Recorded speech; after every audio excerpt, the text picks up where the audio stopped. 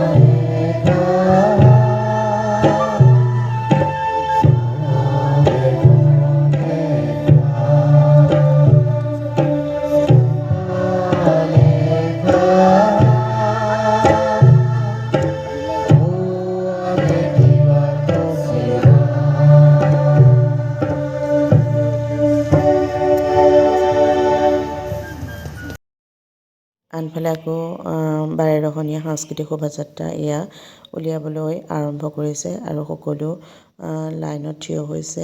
সকলো মানুহক একেলগে দেখি ইমান ভাল লাগিছে নহয়। বিভিন্ন ধৰণৰ ৰং বিৰঙৰ ড্ৰেছবোৰ, সাজবোৰ, আৰু এয়া সকলো যাবলৈ সাংস্কৃতিক শোভাযাত্ৰাত অংশগ্ৰহণ কৰিবলৈ সকলো ৰৈ আছে। আৰু সন্মুখৰ পৰা আৰম্ভ কৰিলে প্ৰথমৰ পৰা আৰম্ভ কৰিলে সকলো যাব পাৰিব। আৰু এয়া বৰ ভাল লাগিছে, সকলোকে দেখি ইমান সুন্দৰ লাগিছে নহয়।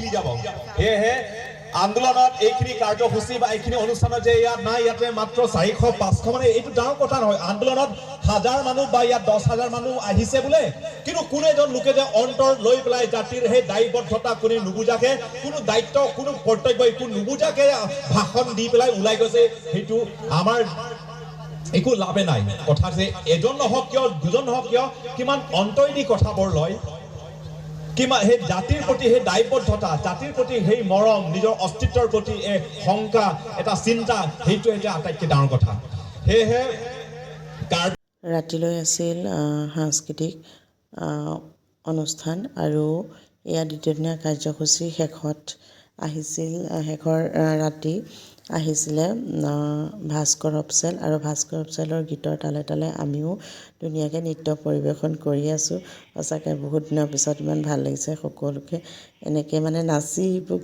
খুব ভাল লাগিছে দেই আৰু ভণ্টিয়ে মই খুব নাচিলোঁ আৰু শেষত যে গোটেইজাকে একেলগে সকলোৱে বহুত নাচিলোঁ আৰু এয়া পিছত কেইকপিমান ক্লিপ আমাৰ ঘৰত আচলতে ভাত খাইছিলে আৰু সেয়া সৌভাগ্য হ'ল যে ফটো উঠিব পালে